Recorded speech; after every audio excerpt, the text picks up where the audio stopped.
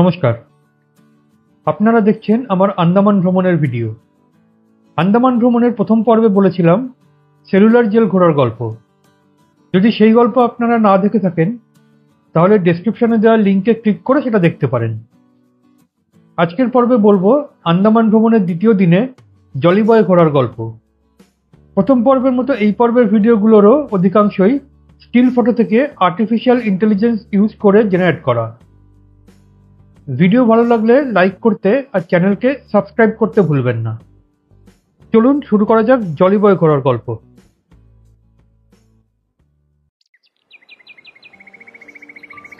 27 ফেব্রুয়ারি আমাদের আন্দামান ঘোরার দ্বিতীয় দিন। ঘুম ভাঙলো খুব ভোরে, অ্যালার্ম বাজার অনেক আগেই। তাড়াতাড়ি ফ্রেশ হয়ে ক্যামেরা নিয়ে বেরিয়ে পড়লাম ভোরের সমুদ্রের ফটো তুলতে। বাইরে রাতের অন্ধকার ভাবটা কেটে গেলেও সূর্য উঠতে তখনও বেশ কিছুটা সময় বাকি ছিল। হোটেলের লবিতে দাঁড়িয়ে দেখলাম আকাশের এক কোণের ধীরে ধীরে সূর্যের লাল আভায় ছেয়ে যাওয়া।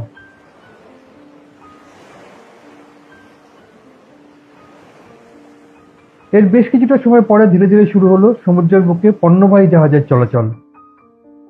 রুমে ফিরে তাড়াতাড়ি তৈরি হয়ে নিয়ে আমরা তিনজনে চলে এলাম রিসেপশনে আমাদের প্যাকড ব্রেকফাস্ট কালেক্ট করার জন্যে। ড্রাইভার অলরেডি চলে এসেছিল গাড়ি নিয়ে, তাই প্যাকড ব্রেকফাস্ট কালেক্ট করেই রওনা দিলাম জলিবয়ের উদ্দেশ্যে।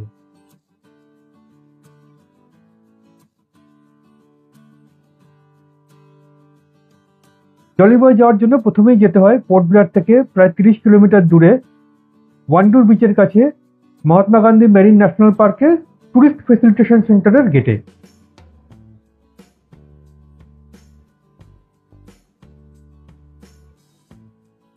সেখান থেকে বোটে করে প্রায় 45 মিনিট ট্রাভেল করে পৌঁছাতে হয় জলিবয় দ্বীপে।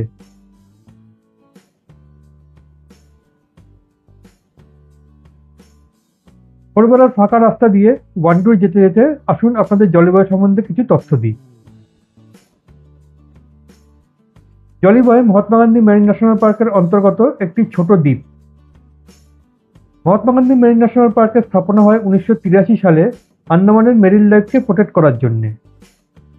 বর্তমানে এর অন্তর্গত প্রায় কম বেশি 20টা দ্বীপ। জলিবয় ছাড়াও সাউথ আন্দামানের রেড স্কিন আইল্যান্ড বলে আরও একটা ফেমাস দ্বীপও এদের অন্তর্গত। প্রতি বছর ট্যুরিস্টদের অল্টারনেট করে এরা এই দুটো দ্বীপ ভিজিট করতে দেয়। মোটামুটি নভেম্বর থেকে মে মাস অব্দি জলিবয়ের ট্যুর হয়, আর মে মাস থেকে নভেম্বর মাস অব্দি রেড স্কিন আইল্যান্ডের ট্যুর হয়। জলিবয় ফেমাস তার রিচ কোরাল আর মেরিন লাইফের জন্যে। আন্দামানে কোরাল আর মেরিন লাইফ দেখার জন্য জলিবয় হলো সেরা জায়গা, কারণ এখানে সমুদ্রের জল প্রায় কাঁচের মতো স্বচ্ছ, যার ফলে জলের নিচের কোরাল আর মেরিন লাইফ খুব স্পষ্ট দেখা যায়। 2004-এর ভয়ঙ্কর সুনামিতে জলিবয়ের মেরিন লাইফ প্রায় ধ্বংস হয়ে গেলেও বিগত 10-15 বছরে জলিবয় অনেকটাই ফিরে পেয়েছে তার কোরাল আর মেরিন লাইফ।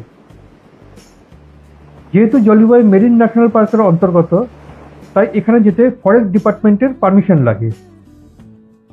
আমাদের এই পারমিশন জোগাড় করে দিয়েছিল আমাদের লোকাল ট্রাভেল এজেন্ট সদাই ট্যুরস অ্যান্ড ট্রাভেলস। পারমিশন এবং টিকিট মিলিয়ে পার হেড খরচ পড়েছিল 1850 টাকা। এর সঙ্গে পোর্ট ব্লেয়ার থেকে ওয়ান্ডুর বিচের আপ ডাউনের গাড়ির খরচ পড়েছিল আরো 2500 টাকার মতো। এই গাড়িও অ্যারেঞ্জ করে দিয়েছিল সদাই ট্যুরস অ্যান্ড ট্রাভেলস। জলিবয়ের বোটে ওঠার জন্য ওয়ান্ডুরের মেরিন ন্যাশনাল পার্কের টুরিস্ট ফেসিলিটেশন সেন্টারের গেটে পৌঁছাতে হয় সকাল 8:30টার মধ্যে। আমরা 8টার একটু আগেই পৌঁছে গেলাম সেখানে।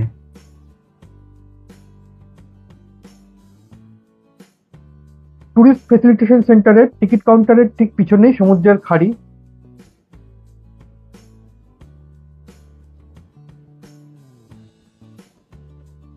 আর তার বাদিকেই ওয়ান্ডুর জেটি, যেখান থেকে জলিবয়ের জন্য লঞ্চ ছাড়ে। আপনাদের হাতে সময় থাকলে ওয়ান্ডুর জেটির কাছে মেরিন ইন্টারপ্রিটেশন সেন্টারটাও দেখে নিতে পারেন।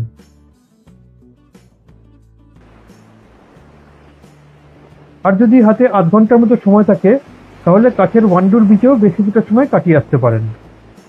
টিকিট কাউন্টার থেকে ওয়ান্ডুর বিচের ডিস্টেন্স 1 কিলোমিটারেরও কম।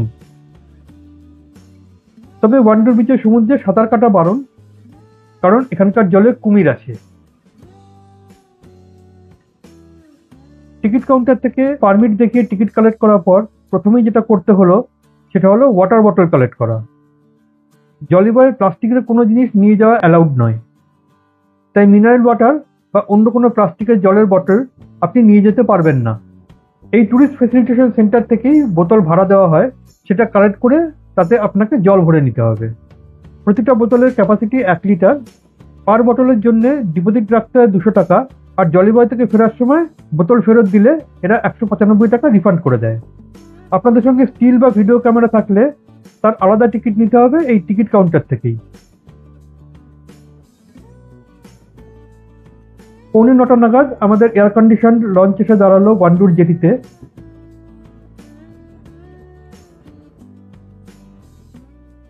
আর আমরা ধীরে ধীরে লঞ্চে গিয়ে বসলাম।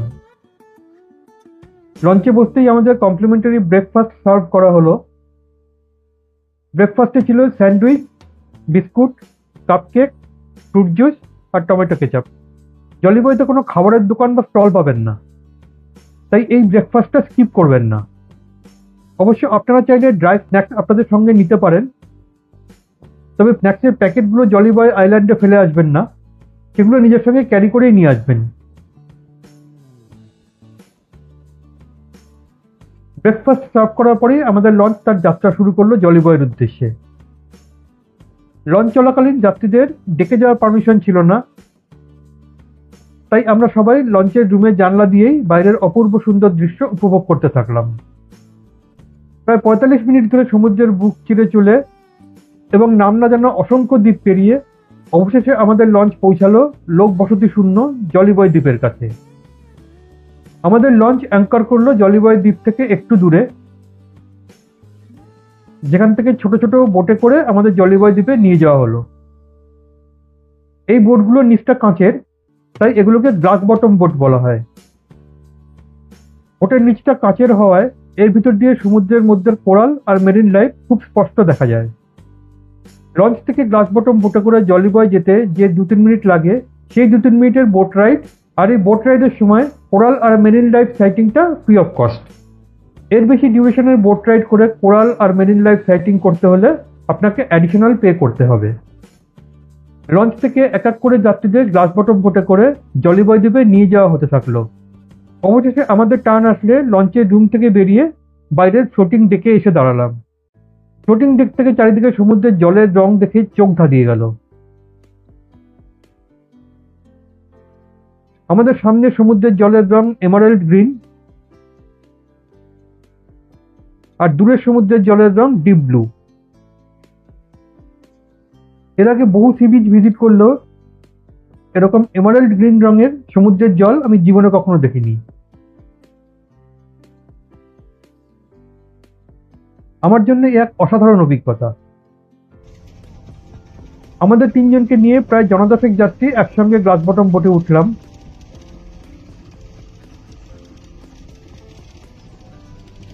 সবাই মিলে ঠিক করলাম যে জলিবয় দ্বীপে যাওয়ার আগেই 1 ঘন্টার এক্সটেন্ডেড কোরাল আর মেরিন লাইফ ট্যুর করব।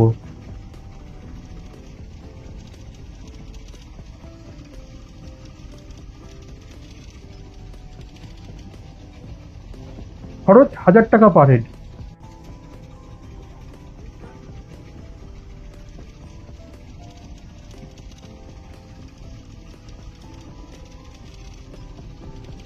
সেই মতো আমাদের গ্লাস বটম বোট জলিবয় দ্বীপের চারপাশের সমুদ্রে ঘুরতে থাকলো।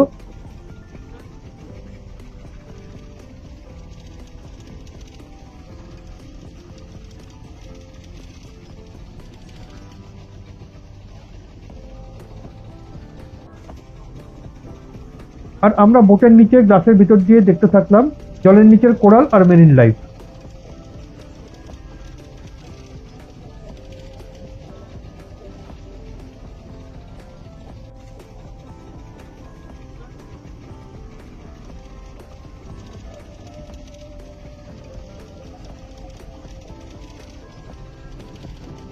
বোটের চালক আর হেল্পার আমাদের চিনিয়ে দিতে থাকলো বিভিন্ন প্রজাতির কোরাল আর মেরিন লাইফ। ब्लैक कलर का पीछे दिख रहा है ना, ये पीछे का ना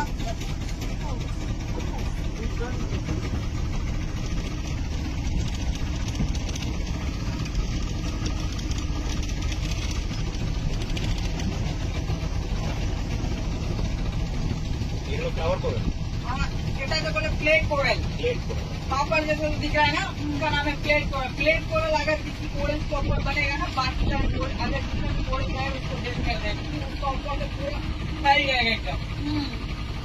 यहाँ पे देखिए, इसको कहते हैं मशरूम कोरल। ये जो दिख रहा है ना, फ्लावर कोरल।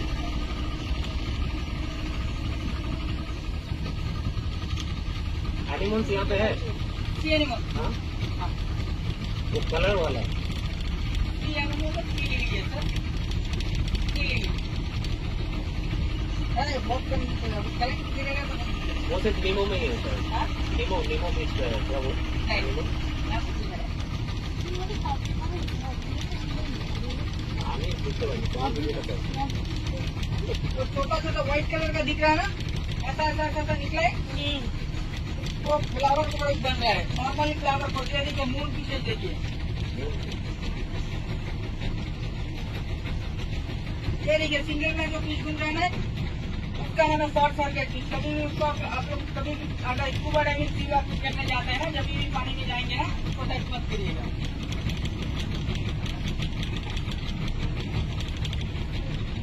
कौन सा टच नहीं करने का? हाँ, बस। और किसी का आना है?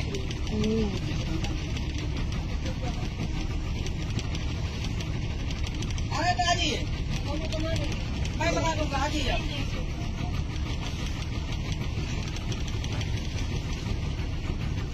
ये जो दिख रहा है ना, हार्ड फिंगर कोरल का जो हार्ड वाला एकदम, है ना? तो वही zigzag ये यहाँ पे ना, ये जो ये लंबा वाला दिख रहा है, ये वाला, उसका नाम है ज्वाइंट क्लैम्प, जिसमें मोती बनता है। बॉल वाइस्टर देखिए वहाँ पे, बॉल वाइस्टर। ये जो दिख रहा है ना, जैकफ्रूट जैसा, हनी मिलर कोरल कहते हैं, इसका नाम हनी मिलर कोरल। हनीकॉम जैसा दिखता है वो हाँ जी, कोई तो तुम्हारा ये फिश बोल रहे गोल्डन कलर वाला Butterfly, butterfly आप fish. लोगों को। होता है একবার বলো যেটাতে এই মোটি হয় हाँ देखा होगा। वो जो zigzag ये जो यहाँ पे देखिए दिखते जो बड़ा वाला वाइस्टर भी है, मैं आपको दिखाऊंगा। আরে এইরকম গোল তার মাঝখানে এরকম এরকম এরকম করে যায় আর এটা logo। স্নেকের মতো এটা এই যে हाँ, हाँ, हाँ, हाँ, हाँ। লুকস লাইক আ স্নেক হ্যাঁ বুঝো স্নেকের ওপেনিং यहाँ देखिए कैसा लग रहा है इसको? एक तो blue फिंगर कलर। कोरल, ये ब्लू कलर का क्या है finger coral, digital finger coral.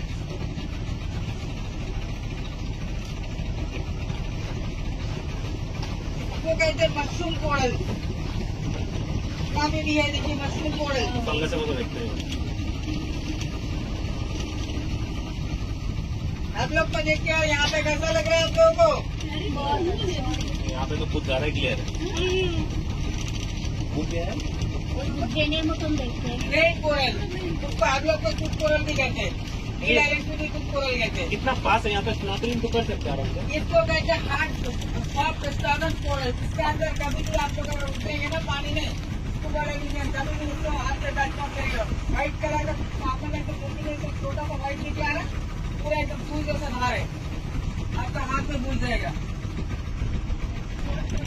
इसको कहते हैं रिंग फिंगर कोरल। यहाँ पे देखिए पापड़ जो सब फूल दिख रहा है ना, प्लेट कोरल कहते हैं, इसका नाम है प्लेट कोरल। ক্লিক করে যদি ওপরে হয়ে যেতে নিচে প্ল্যান্টে একটু থাকবে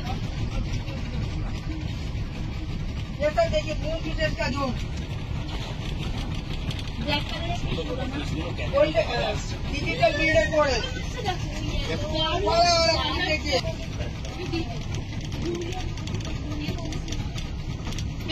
वो जो बड़ा वाला फिश है ना, रेड स्नैप वाला, इसका नाम।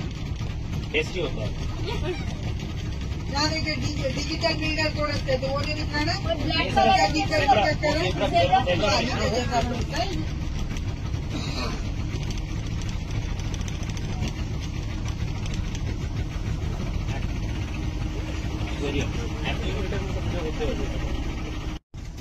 প্রায় ঘন্টাখানেক কোরাল আর মেরিন লাইফ সাইটিং এর পর গ্লাস বটম বোট আমাদের জলিবয় দ্বীপে নামিয়ে দিল।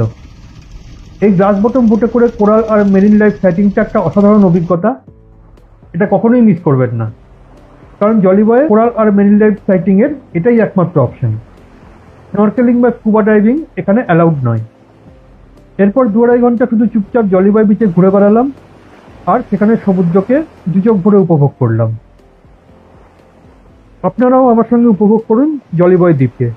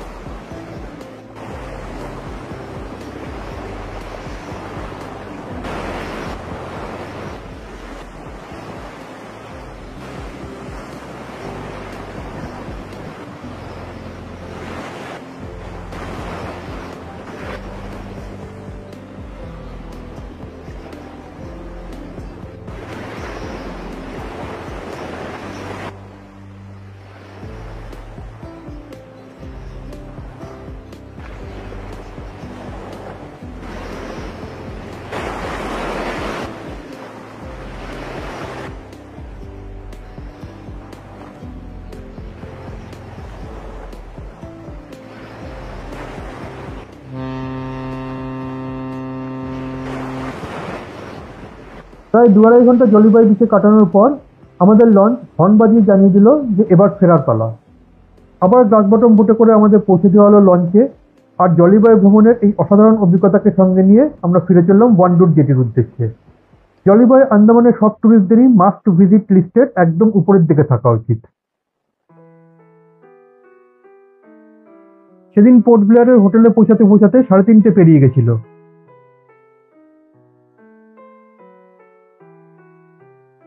তাই বিকেলবেলায় করবিন্স কোভ বিচে যাওয়ার প্ল্যান থাকলেও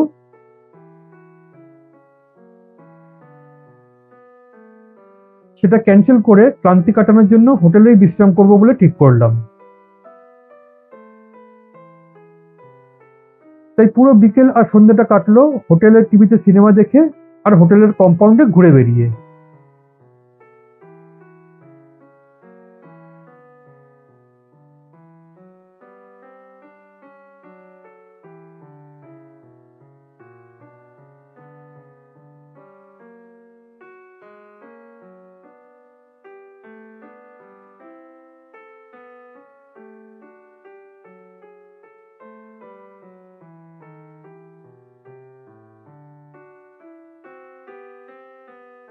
পরদিন খুব ভোরবেলা হোটেল থেকে চেক আউট করে আমাদের সরাত দ্বীপ যাওয়ার প্ল্যান ছিল।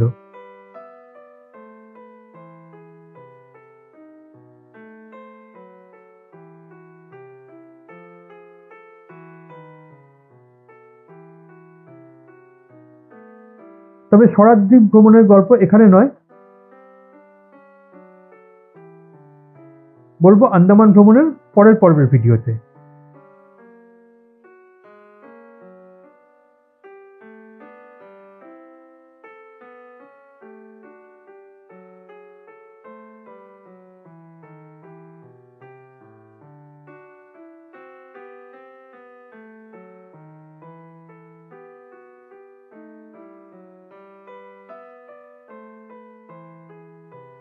আপনারা সবাই ভালো থাকবেন।